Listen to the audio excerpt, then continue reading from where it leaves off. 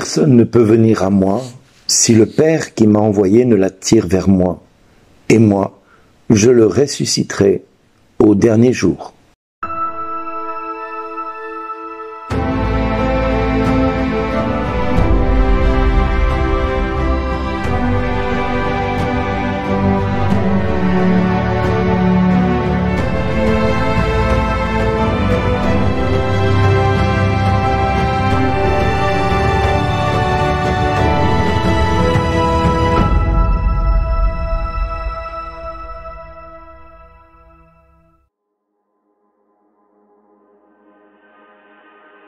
Bonjour les amis, le Christ, immortel et glorieux, revient nous rappeler que c'est le Père qui est au centre de tout.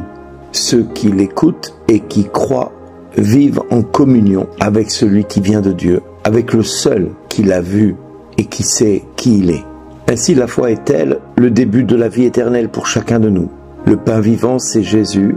Ce n'est pas d'une nourriture que nous assimilons, c'est elle qui nous assimile. Jésus nous donne faim de Dieu, soif d'entendre sa parole, qui est joie et allégresse du cœur. L'Eucharistie est l'anticipation de la gloire céleste, en rompant le pain eucharistique qui est un remède d'immortalité, l'antidote contre tout vieillissement, même l'antidote pour ne pas mourir, mais pour vivre toujours, par contre, avec Jésus comme Seigneur et Sauveur. La communion avec la chair du Christ ressuscité doit nous habituer à tout ce qui descend du ciel, c'est-à-dire à demander, à recevoir et à assumer notre véritable condition humaine. Nous sommes faits pour Dieu et lui seul soulage pleinement notre esprit. Mais ce pain vivant que nous allons recevoir à la messe ne nous fera pas seulement vivre un jour au-delà de notre mort physique, mais il nous est donné dès à présent pour que le monde qui nous entoure et grâce à nous, la vie, puisse accéder à la vie. Le dessein du Père qui nous a pas créés pour mourir, mais qui nous a liés à la foi et à l'amour, veut comme réponse à son initiative qu'il soit actuel, libre et personnel, un engagement personnel à le suivre. Chaque fois que nous mangeons de ce pain et nous buvons à cette coupe qui nous est proposée par l'Église, nous nous engageons dans un amour vrai,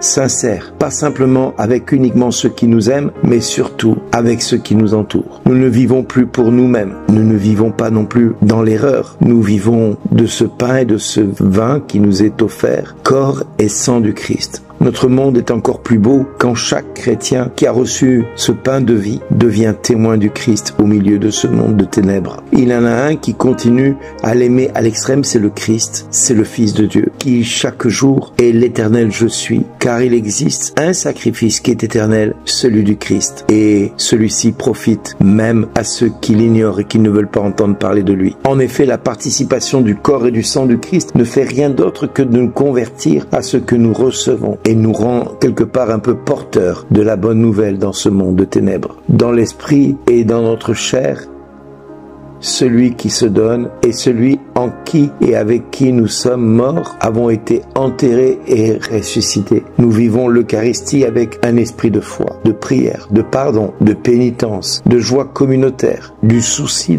pour tous les défavorisés, dans la certitude que le Seigneur entreprendra ce qu'il nous a promis à chacun, la vie éternelle, puisque nous croyons en lui. L'Eucharistie est donc une source et le sommet de toute vie chrétienne, et qui s'en abstient se prive de la vie éternelle. Les autres sacrements sont aussi importants que tous les autres ministères ecclésiaux proposés. Les tâches apostoliques sont tous liées quelque part un petit peu à l'Eucharistie, même beaucoup à l'Eucharistie, parce que elles sont ordonnées à elle, car la Sainte Eucharistie contient tout le trésor spirituel de l'Église, c'est-à-dire du Christ lui-même, notre Pâques, notre Seigneur, notre Sauveur, celui qui nous apporte la miséricorde du Père, celui qui est le porteur de cette miséricorde, nous invite à vivre de cette Eucharistie. Et l'eunuque que Philippe rencontrera comprendra qu'il a passé toute sa vie à côté d'une réalité tout à fait humaine, celle de connaître le Christ. Et l'eunuque ne se trompera pas quand il demandera « Voici un point d'eau, pourquoi ne pas me baptiser maintenant ?» Et Philippe n'attendra pas 3 ans pour le baptiser, il le baptisera immédiatement. Et juste après, il disparaîtra des yeux de cet eunuque. La puissance de Dieu dans l'Eucharistie fait ce miracle-là et conduit à ce miracle-là. C'est-à-dire qu'il nous révèle le Christ et nous révèle la personne du Christ qui se donne et qui n'attend pas le lendemain pour se donner, ni ni le surlendemain, ni le surlendemain. Non, c'est tout et tout de suite. Le Christ ne remet jamais à plus tard ce qu'il peut faire tout de suite. Pour nous. Par contre, il agit toujours promptement, au moment opportun, mais pas avant. C'est pour ça que j'aime à dire que l'Eucharistie est le moment idéal pour comprendre la patience de Dieu avec l'être humain que nous sommes. Cette patience qui le conduit à espérer et à attendre que l'homme soit fin prêt pour pouvoir se donner à lui et lui permettre de recevoir le don de la foi, le don de l'amour, le don de ce corps et de ce sang. Oui, Dieu ne se précipite jamais. Dieu, il agit. Il attend le moment opportun pour toucher le cœur de l'homme. Si nous, par moments, nous nous impatientons de voir la grâce de Dieu descendre jusqu'à nous, prenons l'exemple sur le Christ, qui a dû attendre 30 ans pour entrer en mission, alors que il est fils de Dieu depuis la naissance, depuis sa conception dans le sein de Marie. Eh bien, il attendra 30 ans. 30 ans pour manifester la bonne nouvelle au monde. Et 3 ans pour réaliser le projet faramineux de ramener toutes choses au ciel par le Christ. Oui, il est le seul qui nous conduit au Père. Il est le seul qui peut nous montrer qui est le Père, puisqu'il est lui-même le bénéficiaire et à la fois l'origine de cette grâce. Il est le Fils unique de Dieu, en qui Dieu a mis tout son amour et toute sa confiance et qui ne le décevra jamais. Mes amis, aujourd'hui, il est temps pour chacun de nous de dire cette petite prière. Père, je ne te connais pas comme Jésus, mais viens aujourd'hui te révéler dans mon cœur pour que je puisse te connaître tel que Jésus te connaît.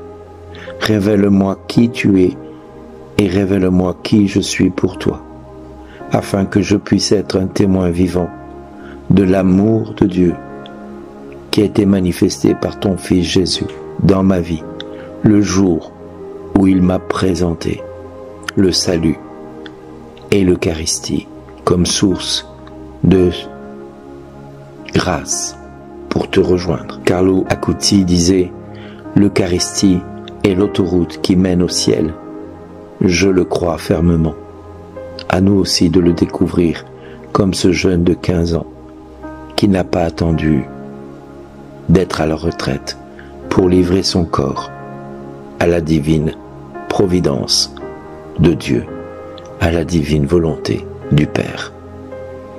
Soyons attentifs à ces saints que Dieu lève dans l'Église et qui n'attendront jamais que l'Église soit prête à les accueillir. C'est à nous de les accueillir parce que eux ont accueilli le mystère christique, le mystère de l'Eucharistie, au-delà de ce que nous pensons savoir et connaître. Ils sont un témoin vivant. Ils sont des témoins vivants de l'amour de Dieu manifesté en Jésus-Christ. À nous de dire Amen. Et à chacun que nous rencontrons, à toutes ces personnes que nous rencontrons chaque jour, n'hésitons pas à leur dire « Tu as du prix à mes yeux. Ton existence a du prix à mes yeux, mais aussi aux yeux de Dieu. Alors, merci d'exister tel que tu es. »